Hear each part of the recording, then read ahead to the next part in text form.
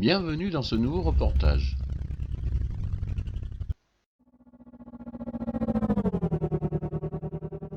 Dans lequel je reprends celui dédié à la construction d'un objet lenticulaire dans le ciel.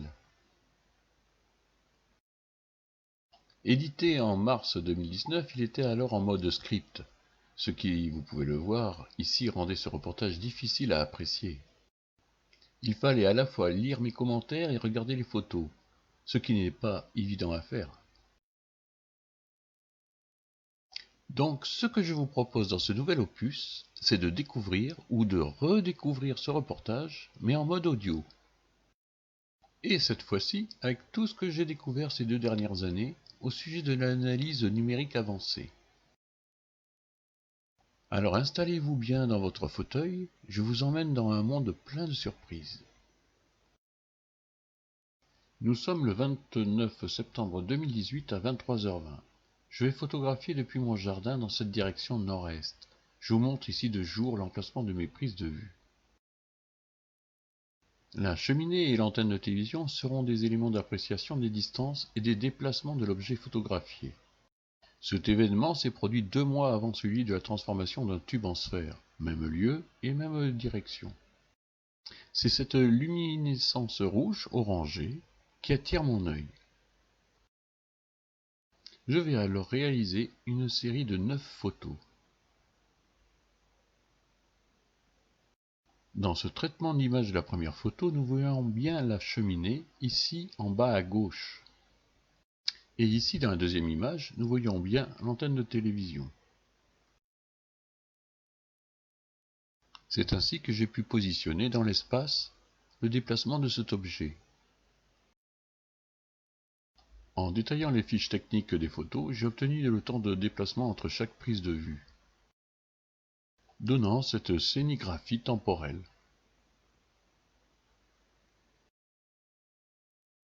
Depuis chez moi, de jour et en grand angle, cela donne ceci. Pour info, j'utilise alors un GX8. Dans cette prise de vue de la même antenne, nous voyons bien la différence de qualité avec d'autres appareils utilisant des capteurs différents. Et dans le traitement des photos que je vais vous présenter, il faut prendre en compte que mon APN traite les images en 180pp. Et comme nous pouvons le voir ici, les détails seront légèrement crénelés.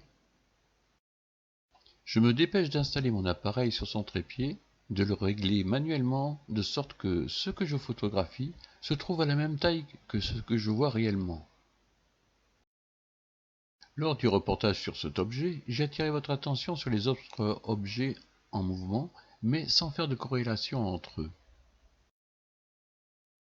Ils semblaient avoir tous la même forme, qu'ils soient juste en train d'apparaître ou qu'ils soient bien présents. C'est ce que je pensais sans approfondir l'analyse de ces objets. Et ils sont très nombreux. Le seul intérêt de vous montrer leur présence était de démontrer qu'aucune photo ne faisait apparaître de bouger. L'objet de mon étude, ayant la même forme, n'est pas orienté sur la même trajectoire que les autres. Et pour qu'il n'y ait aucun doute sur les bougées, je commence à vous montrer la dernière photo. Les objets sont différents et ne sont pas orientés dans la même direction. Il en est ainsi sur toutes les photos. Et en se focalisant uniquement sur l'objet principal, sa forme précise ne laisse aucun doute sur ce que c'est.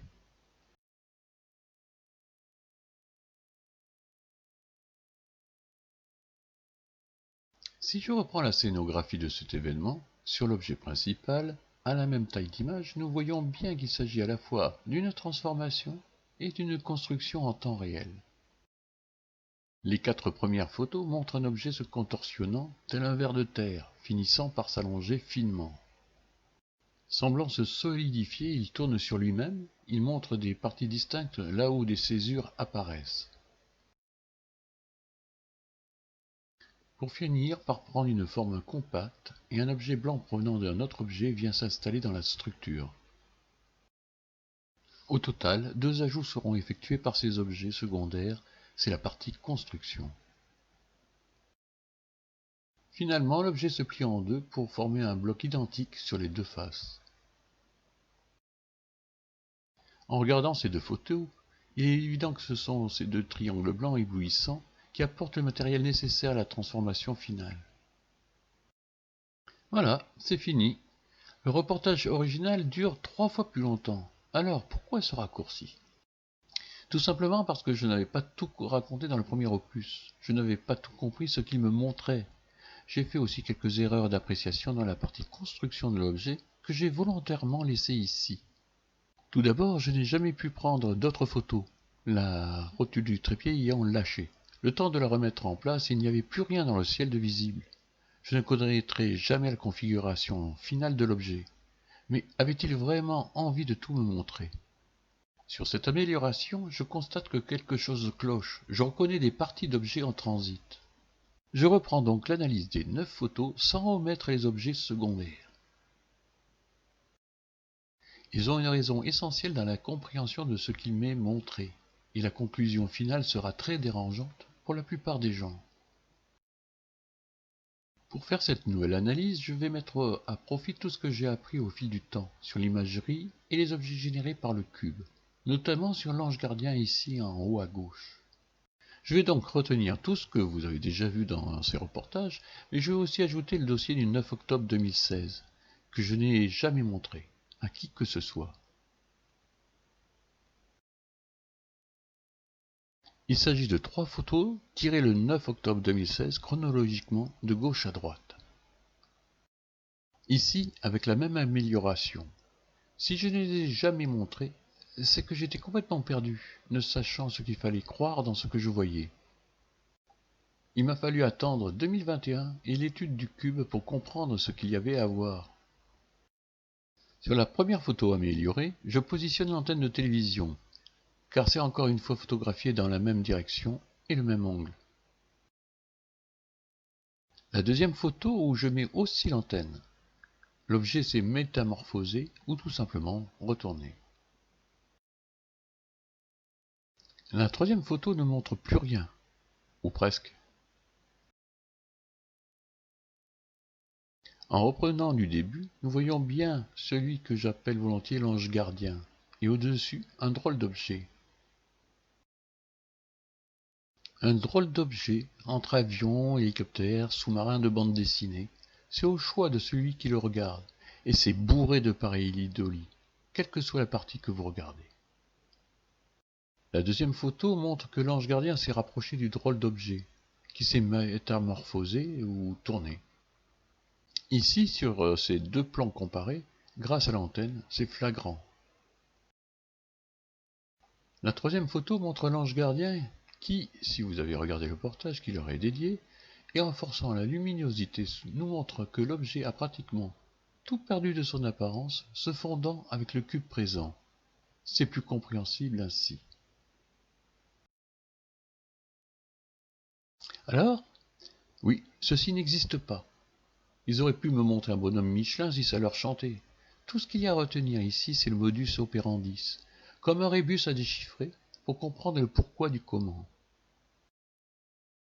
Une fois compris comment ça fonctionne, nous pouvons maintenant comprendre ce qu'il fallait en réalité voir avec cette soucoupe. Première photo. Je me suis servi de ce traitement d'image pour bien définir l'axe des longueurs de chaque objet pour montrer qu'il n'y avait aucun bougé lors de la prise de vue. En prenant ces deux exemples, c'est plus évident. Agrandi, cela donne ceci. Il n'y a aucune méprise technique sur la réalité de ces objets, aucune ambiguïté avec des objets connus de la voûte céleste, de l'espace aérien, spatial ou images créées automatiquement par ordinateur. En réalité, il y a une foule d'objets présents. Ici, l'on remarque bien la cheminée et l'antenne de télé. De jour, leur position donnerait ceci. C'est juste pour bien montrer l'environnement. Donc, j'ai volontairement exclu de vous montrer ces objets, qui m'auraient décrédibilisé, mais dans cette nouvelle étude, vous allez comprendre que tout ce que je montre a son importance, si vous me laissez aller jusqu'au bout. Deuxième photo. Je vous montre tous les objets présents lors de cette prise de vue. Vous pouvez apercevoir l'antenne de télé, l'objet principal en rouge et les axes des longueurs de tous les objets. Sur les 10 objets présents, Je vous montre les 7 plus visibles. Remarquez celui qui est en haut à gauche. Il y a bien une partie bien visible, l'autre étiolée. À ce moment-là, je vais commencer à comparer ce qui peut l'être et me poser les bonnes questions. Mais déjà ici, dans un autre registre, je vois bien qu'il existe deux catégories bien distinctes d'objets, les A et les B. Si nous regardons de gauche à droite, c'est comme si un seul objet se transformait. Comme une planche de BD, expliquant comment se transforment des objets à partir du néant. C'est à partir de ce moment que je vais faire très attention à chaque sous-image. Troisième photo. Une grande quantité d'objets entoure l'objet de mon étude. Et je le répète, en aucun cas il s'agirait d'étoiles. Je vous mets ici les principaux, qui sont les plus visibles, ni encore réels, ni encore effacés. Là aussi de grandes familles. Même s'ils ne sont pas bien identifiables, je remarque qu'ils ont tous pivoté. Comparativement à la deuxième photo, ça semble évident, comme si vous tourniez une photo. Je rappelle que l'APN est fixée sur son trépied et toutes les photos sont prises sans le bouger d'endroit. L'objet principal, lui, semble s'étirer. Même si ici, sur cet agrandissement, vous pensez qu'il s'agit d'images fantômes générées par l'ordinateur, je vais garder en mémoire le fait que l'on distingue sous l'objet principal la présence de deux sous-objets. Quatrième photo, beaucoup moins d'objets présents. Les sous-objets disparaissent au fur et à mesure que le temps passe. Alors que sous l'objet principal se forment plus distinctement deux masses pas encore très discernables. En filtrant la luminosité, je peux faire apparaître une grande gamme de couleurs, dans l'ordre de celle d'un arc-en-ciel. Il s'est étiré et il semble composé de plusieurs parties, se déployant au fur et à mesure. C'est en comparant les photos que je me suis rendu compte des ressemblances. La partie arrière ressemble bien aux objets A de la deuxième photo, montrant les objets secondaires. En faisant légèrement pivoter l'avant, il ressemble à la série B des sous-objets.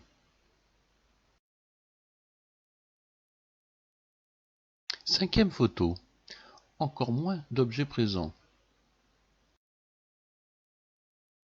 Les sous-objets sont un peu plus visibles, tandis que ceux sous le principal sont bien discernables. Suivant le traitement de la luminosité, la brillance de l'objet masquera sa forme, alors que les sous-objets seront plus visibles. Et c'est en poussant le traitement des ombres et lumières qu'est apparu des ressemblances entre tous ces objets. Ainsi c'est plus explicite. Je ne mets que quelques parallèles sans quoi on ne verrait plus rien, car chaque partie des sous-objets trouve leur place dans le principal. En superposant les deux sous-objets, nous obtenons bien l'objet principal.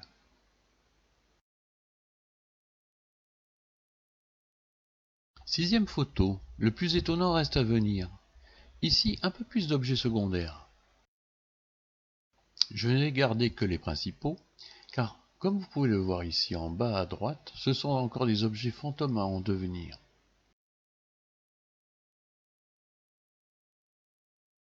Celui-ci est à mi-chemin de son apparence finale. Celui-là n'est pas mieux, mais fait curieux, je sais où j'ai vu cette configuration d'objets dans le cercle jaune, à force de faire des allers-retours sur les 9 photos. Septième photo, les sous-objets se transforment. Même si certains sont encore à l'état larvaire, les autres prennent une forme plus aboutie.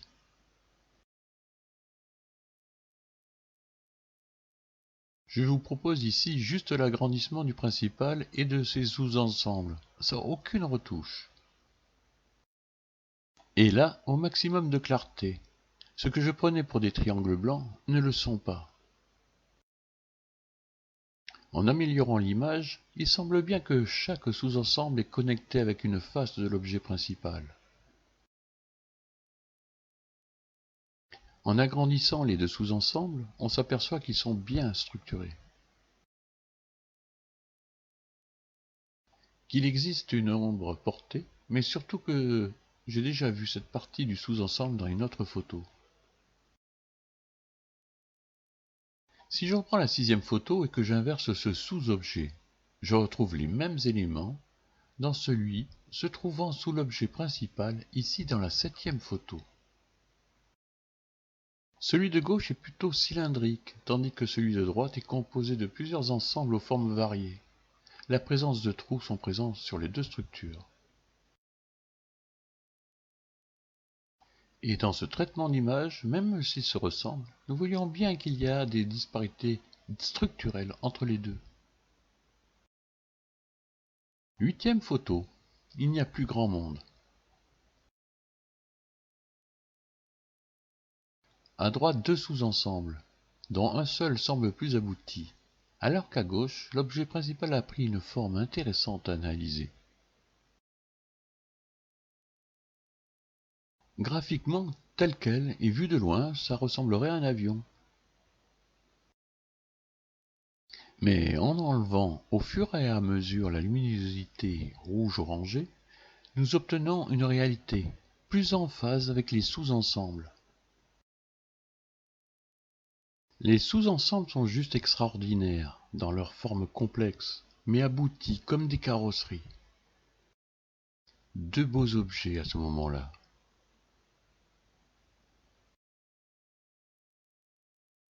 En comparant les deux traitements d'image, je remarque les subtilités des formes de cet objet.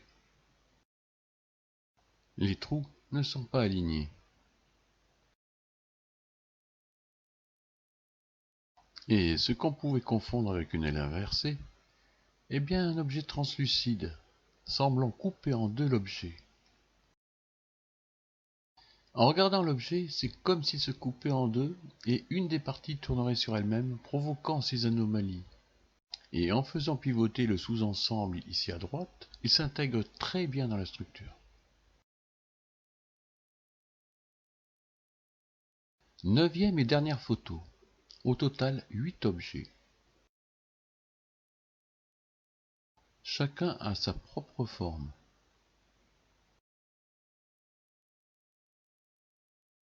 Ici, l'objet principal et ses deux sous-ensembles, non retouchés.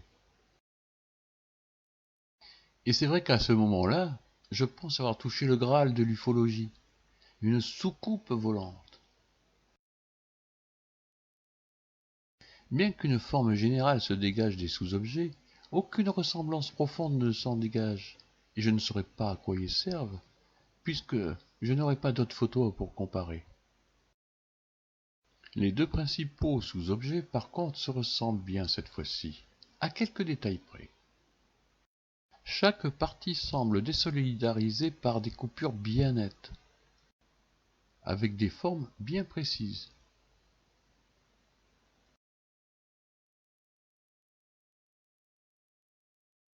Juste cette partie, pas assez nette pour dire qu'elles sont identiques. Il serait évident sous ce traitement d'image que le matériel des sous-ensembles serait en train d'être transféré sous l'objet principal pour finaliser la construction. Mais si je compare les photos 7 et 9, je retrouve bien des parties communes.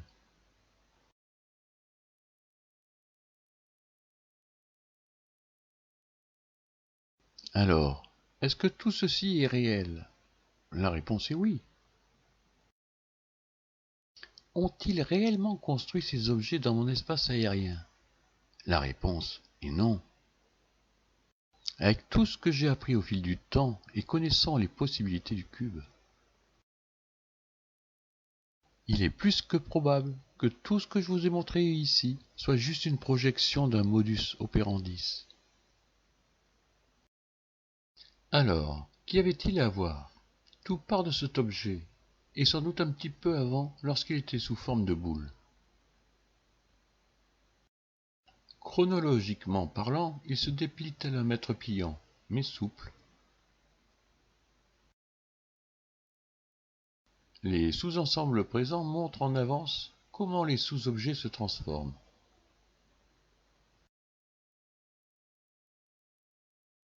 Par l'intermédiaire de l'objet principal. Et les sous-objets montrent les deux faces de l'objet principal.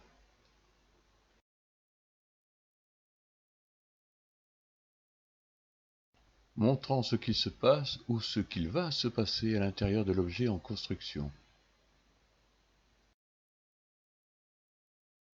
Alors, qu'est-ce que j'ai photographié en réalité? Puisque je n'ai pas peur du ridicule, je dirais que j'ai photographié une schématisation de construction d'un objet discoïdal, étape par étape, ce que je peux comparer ici avec les phases du lancement du télescope Webb. De quelque chose d'enfermé dans une enveloppe jusqu'à la finalisation, en passant par toutes les étapes nécessaires. Vu ainsi, comparativement, c'est une évidence. Et les sous-ensembles me font penser à une planche détaillée de montage de pièces détachées. En mettant des flèches ici, c'est plus explicite. Un peu comme cette planche, il suffit de bien les assembler dans le bon ordre pour obtenir la pièce finie. Voilà, ce reportage touche à sa fin. J'espère que cela vous sera utile. Un jour prochain, je vous emmènerai dans le monde des pièces détachées de ces objets. Si j'ai le droit de photographier ces drôles d'objets, c'est parce qu'un jour j'en ai eu assez de voir des sphères, et que je leur ai fait savoir. Alors ils ont joué le jeu. Ils m'ont laissé voir ce qu'il y avait de caché sous les fortes luminosités. Bien sûr, je sais que ce sera encore plus étrange, mais c'est mon quotidien. Mais pour vous qui pensez que je ne mens pas, je vous donne rendez-vous dans un prochain reportage à la rencontre d'objets encore plus fabuleux. À bientôt.